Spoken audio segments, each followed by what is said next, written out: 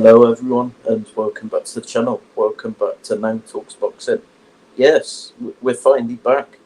Um, we've got a slightly different setup today. You could probably tell because my laptop's gone into, well, it's being a bit funny again. So, yeah, I also want to say shout out to the people who have been shouting out my channel because gained a fair few subs over the past month or so. So thank you for that. Of course, we've reached 500 subs, which is quite a big thing. I mean, ultimately, I said, I'm not about that stuff at the end of the day. I just do this stuff because I enjoy it, post the content and everything. But it does mean a lot having the channel pushed out and everything. But yeah, let's get into the cards because we've got quite a big night of boxing tonight. There's also the UFC on tonight. But solely this is a boxing channel, so let's go into some of them. Trying to think of what fight to start on because there's a few. Well, like most cards, there's a few inconsequential ones on the card. Let's go into this one. Jonathan Lopez, 16-0, 12 KOs, and I believe he's actually part of the whole Canelo camp and everything, which would make sense. Yeah, he is. His manager is Eddie Reynoso, who is, of course, the trainer of Canelo and manager. And he's fighting Richard Medina, who is 15-2. So, basically a showcase fight to get his name out there on a big platform, of course. Medina is 15-2 with 8 knockouts, as I was saying. 2 losses to, well, not bad company. Georgia Costa, who's decent. Georgia Costa is 16-1. And Raymond Ford, the former world champion, who's just lost a close decision to Nick Ball. So, pretty good test for, one of Eddie Reynoso's stable fighters on this card. He did lose pretty comprehensively to Raymond Ford. It was basically a shut-up, but it did go the distance. So he's fairly durable because Ford is a decent puncher. So yeah, I'd expect that to be a decent step up. But I'd expect the prospect Jonathan Lopez to win this one on points, a unanimous decision. And if he is any good, then it'll be handily. I've not seen him yet, but I'd imagine they know what they're doing with this kind of matchmaking. And then we've got Roman Villa. Sorry if I'm not pronouncing that correctly. Of course, he was last out with Jaron Boots. Lost via knockout in that one, but gave a good effort in that fight. Was just outclassed at the end of the day. But he's coming back against a Mexican opponent. My page will just load. Ricardo Salas Rodriguez. He's ranked 65 in the world by BoxRec. And, of course, this is at welter because that's where the last fight was. So, 19-2-2. One of his draws came against a 20-0 fighter. So, that's pretty interesting.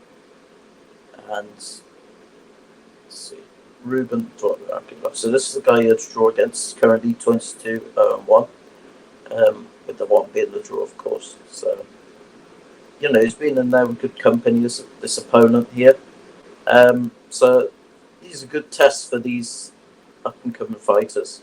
Well, I say up-and-coming. Villa's already fought for some form of a title against Dennis.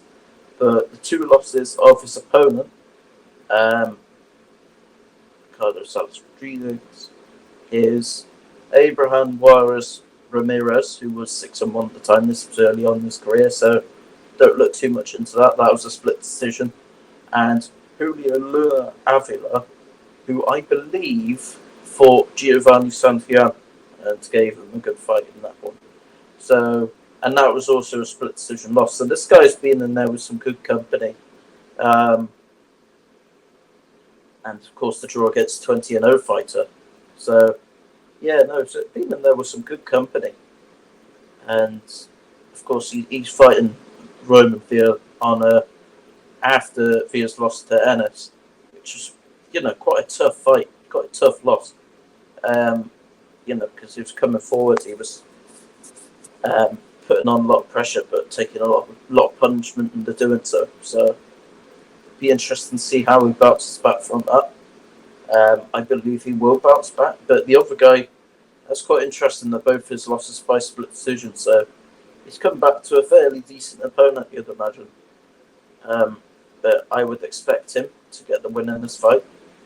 But fairly solid matchmaking, to be honest. I mean, I looked at his opponent's record initially and I thought, oh, this is just a tick over fight. But I think he'll be better than a lot of people think in this fight.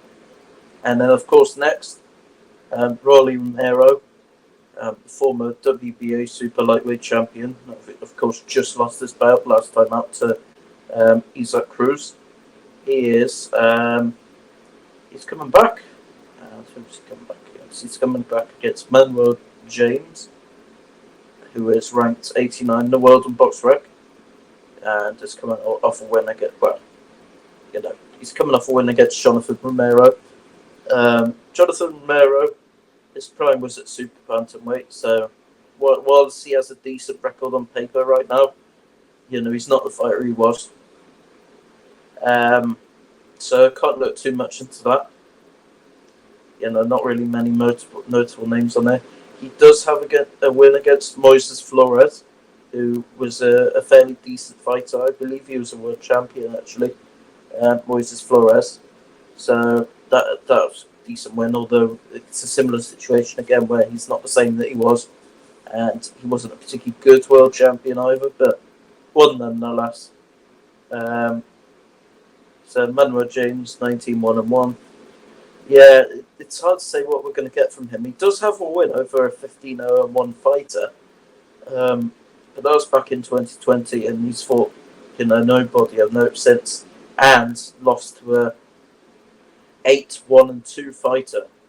So while I'm not particularly high on Rolly Romero, I'd be very surprised if he loses this fight. I think they've deliberately chosen this guy for a comeback fight for Romero, because this guy has a decent record that he's fighting, but like I said, he's not really fought anyone since 2020, and he's lost to a guy that was 8-1-2 in his only loss. So yeah, I wouldn't look too much into that fight, to be honest. I expect it to be fairly straightforward for Romero, but then again, it is Rolly Romero. You don't know what to expect from the guy, so it is what it is. And then we've got Stephen Fulton coming back. So we've got a lot of guys on this card coming back from losses, from their first loss or second loss, or vice versa. And he's coming back against the twice lost 13-2 Carlos Castro.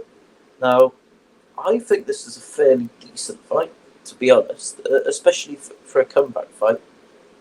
Castro, like I said, twice lost. Those two losses were to Luis Neri, who of course fought for the bout against Inoue fairly recently, and Brandon Figueroa, so in good company. Went distance with Neri, split decision.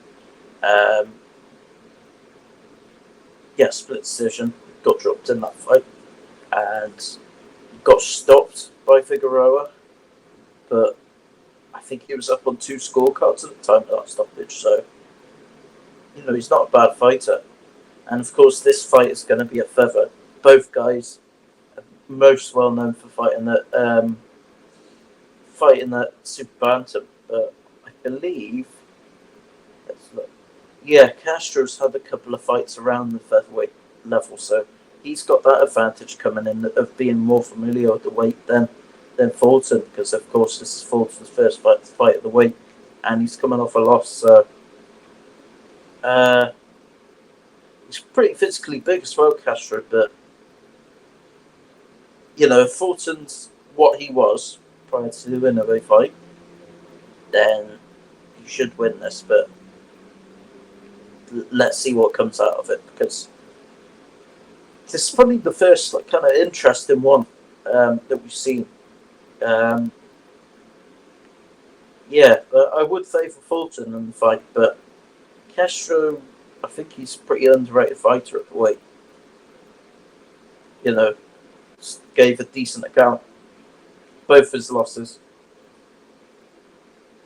So and his style, he may put it on Fulton or try to in a similar way that Figueroa did. Although I don't think he'll have as much success as Figueroa did, which is where I see it being, Fulton's fight to lose in this one, to be honest.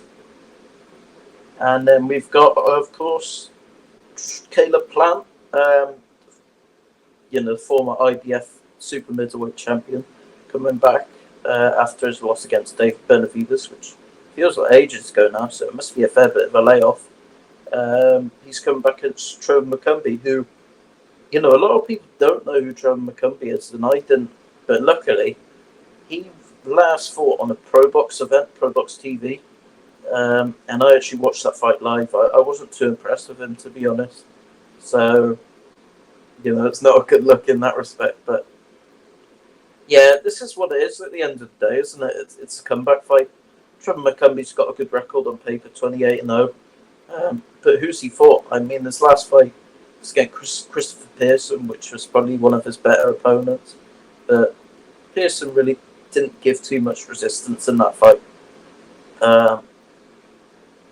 And he's been taken out of there by, other fighters like Carlos Gongora and stuff like that around the way. So, yeah, it is what it is at the end of the day, this fight. It's, I believe, a showcase for Caleb Plant and also a way to get back confidence after that second defeat to David Benavides. I guess the question for me is whether it's going to end in a stoppage or a decision, because McCumbee does leave himself very open. But despite that one very brutal knockout against Darrell, Plant isn't really known as a knockout puncher, so it'll be interesting to see whether he catches McCumbee, because McCumbee is there. He is pretty open. If you go watch his clips, he leaves himself very open with the shots he throws. So, yeah, I'm going to say, yeah, this is a tricky one.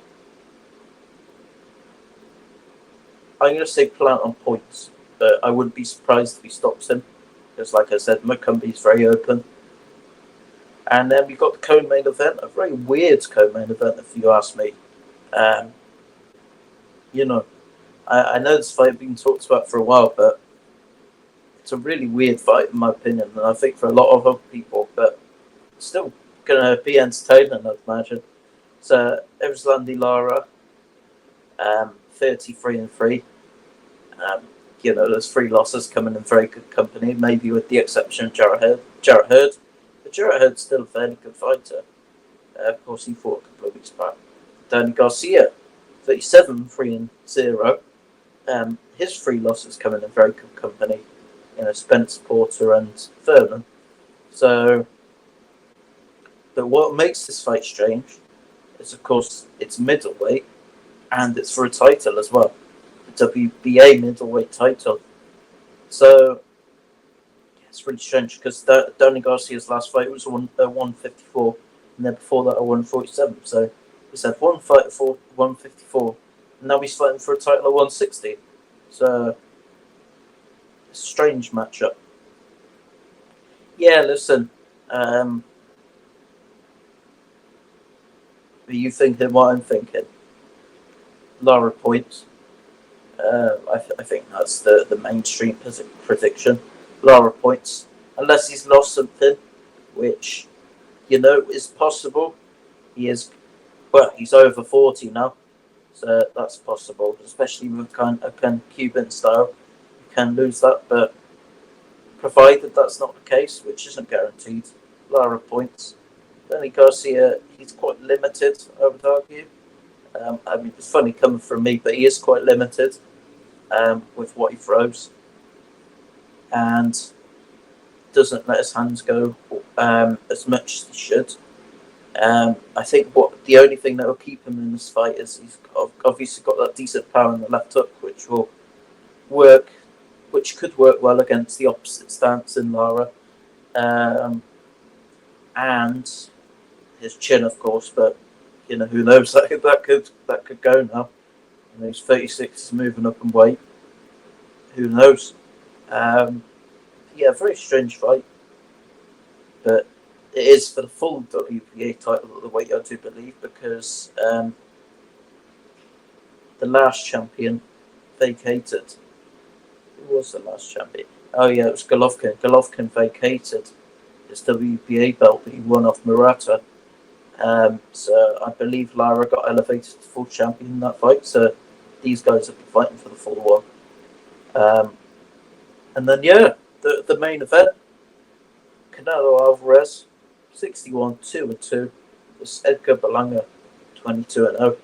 So Canelo coming off that win against Munguia, all Mexican affair, and now he's up against a Puerto Rican. So that's mainly the selling point of this fight, because I'm with a lot of other boxing fans. I'm quite displeased about this fight in general, but I mean, at the end of the day, I'm talking about it, and so they got what I want. They got what they wanted.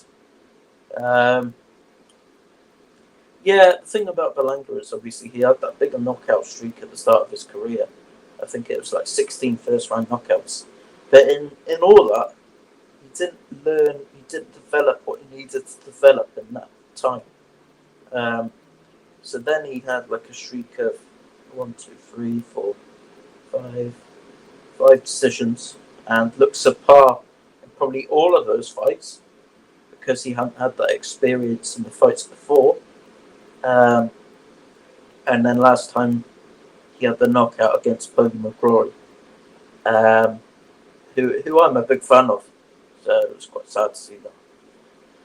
And then, really strange. He's stepping up against Canelo now, which, I mean, fair play to the guy. He's showing a lot of balls doing so, but I guess he's getting to pay for it as well, isn't he? But it's hard to give Berlanga a real shot in this fight, because he leaves himself really open. His defense is poor. He's getting caught a lot by, say, Jason Quigley, who we saw what Demetrius Andrade did to Jason Quigley. Like, come on. And who else?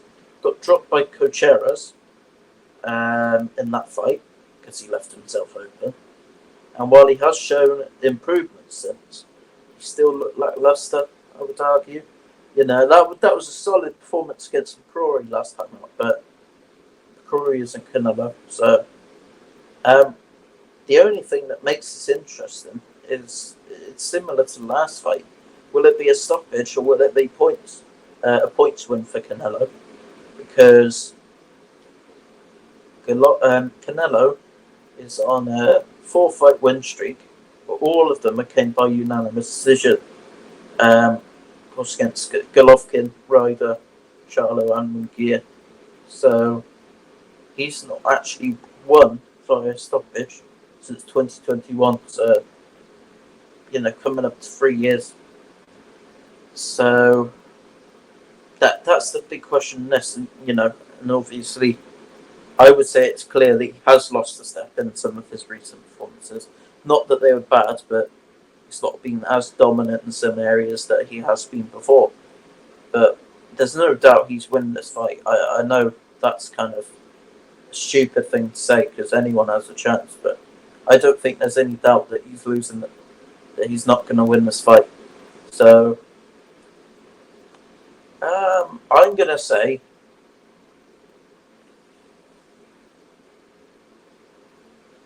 mid to late stoppage / corner retirement, because I think there is a chance that Berlanga could quit in this fight. I hope he proves to be wrong. I hope he shows the blood and guts. That's my prediction for the main event, and that's my prediction for what I feel are all the consequential fights on this card. So thanks for tuning in, and I know I say this every time, but I hope I become more consistent with these cards and everything, because not these cards, these videos, because I know I've been really inconsistent, but it seems every time I try to be more consistent, as a spanner comes in the works, whether it be the laptop or other stuff. So, no, let me know your thoughts. Thanks for tuning in, and enjoy the fights.